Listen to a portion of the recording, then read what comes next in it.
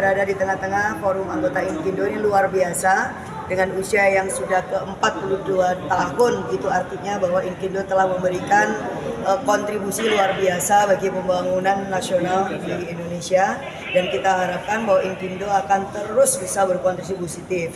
Oleh karena itu kita berharap bahwa mulai dari SDM-nya, profesionalismenya juga semakin ditingkatkan, kemudian juga menjaga kerja-kerja akan tetap berpegang kepada nilai etik, integritas itu penting ya. Agar apa? Karena kita sama-sama ingin menguatkan Indonesia. Menguatkan Indonesia banyak cara, antara lain adalah melalui teman-teman para konsultan ya, dan juga jasa konstruksi macam-macam lah. Intinya semua kerja-kerja profesi ini menjadi sangat penting bagi Indonesia. Oleh karena itu semangat ini harus kita jaga. Nah, yang kedua penting menurut saya ada perlindungan hukum ya bagi kerja-kerja teman-teman khususnya konsultan.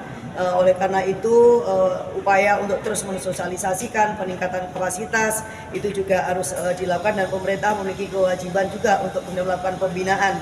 Jadi pembinaan menguatkan organisasi dan anggota itu juga menjadi sangat penting. Nah, yang berikutnya kita dorong ada perda yang terkait dengan jasa konstruksi ya Pak Ketua ya di Jawa Timur ini, sehingga kerja-kerja teman-teman itu juga bisa dilindungi. Juga ada tanggung jawab bagi pemerintah daerah untuk memberikan pembinaan, kemudian juga perlindungan, tapi juga sekaligus fasilitasi dan pelibatan. Jadi melibatkan mereka di dalam perencanaan pembangunan yang ada di Jawa Timur, sampai kemudian bagaimana itu bisa dijalankan, diimplementasikan, dan kemudian juga bisa diawasin. Jadi Inkindo itu sebenarnya bisa berperan dari mulai hulu sampai hilir, sehingga ya pembangunan dan juga program-program dan juga proyek yang khususnya terkait dengan infrastruktur ataupun infrastruktur bisa berjalan dengan baik dan sesuai dengan harapan masyarakat. Terkait reklamasi di Surabaya, pesan untuk ini forum ini Bu?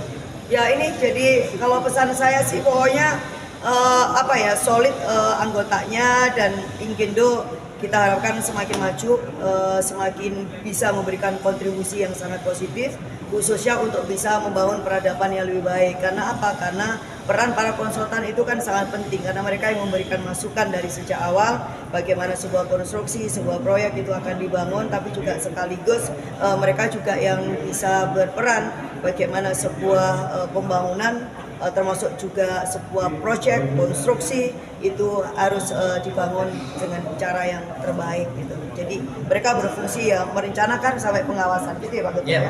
Nah, itu yang paling pokok ya, dan jangan ditinggalkan. Jangan ditinggalkan. Pokoknya apa yang menjadi aspirasinya Inkindo menurut saya pemerintah harus mendengarkan lah.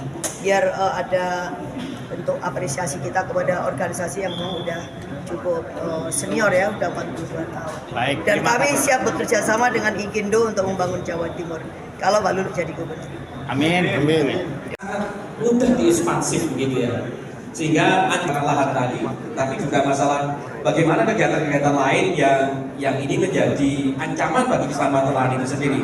Karena kita melihat bahwa kalau kita mengejar ketahanan, misalnya kita mengejar swasembada kedelai, padinya pasti gagal. Kalau kita mengejar padi, jagungnya pasti gagal. Ini satu hal yang dari dulu ini tidak akan kita belum tahu bagaimana cara menyelesaikannya atau bagaimana pendekatan yang terbaik untuk mengatasi ini. Nah, kita melihat Jawa Timur itu bukan wilayah dengan lahan pertanian yang cukup tidak terbatas begitu ya. Kita punya lahan yang cukup, tetapi karena terbatas jangan mudah diintervensi. Nah, ini kira-kira bagaimana arah pemikiran dari Mbak Lulu untuk terkait dengan masalah ini, untuk bagaimana nanti Jawa Timur juga bisa menjadi bagian untuk mendukung ketahanan dan kedaulatan. Terima kasih. Kita ini agak punya kesalahan dalam beberapa dekade ya Pak ya. Ketika kita ini memilih satu-satunya pangan utama itu menjadi beras. Ketika dulu kita masih mengenal bahwa yang namanya pangan itu sangat beragam, diversifikasi pangan pokok. Tapi kemudian ketika itu menjadi ada penyeragaman dari mulai Papua sampai Madura, kemudian menjadi beras dan Maduranya tidak lagi makan jagung gitu kan. Maka disitulah sebenarnya persoalan itu dimulai di saat yang sama betul. Yang namanya alih fungsi lahan itu juga terjadi secara masif, dan itu memang juga untuk infrastruktur gitu. Di Indonesia lebih kurang udah di atas 1 jutaan ya kilo jadi meter soal alih fungsi lahan. Di Jawa Timur itu lebih kurang per tahunnya 1.100-an hektar itu juga alih fungsi lahan untuk infrastruktur. Padahal rata-rata yang dipakai untuk proyek infrastruktur itu adalah lahan-lahan yang produktif dan berkelanjutan. Nah, ini sebenarnya adalah pilihan yang tidak boleh dipilih sebenarnya. Di beberapa negara yang kita tahu ya, kalau misalkan contoh kayak ada proyek jalan tol itu Pak. Jalan tol itu mau melingkar kayak mau apa, tetap itu lebih cepat daripada tidak pakai jalan tol.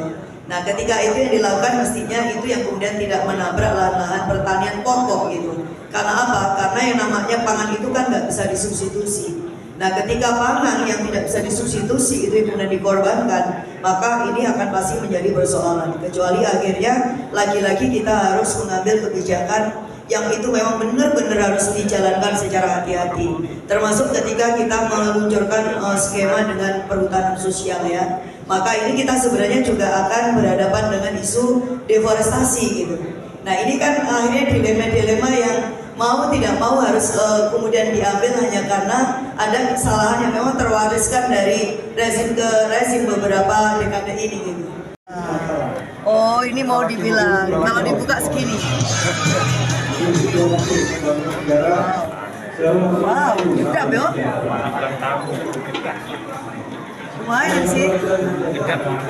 Ini masa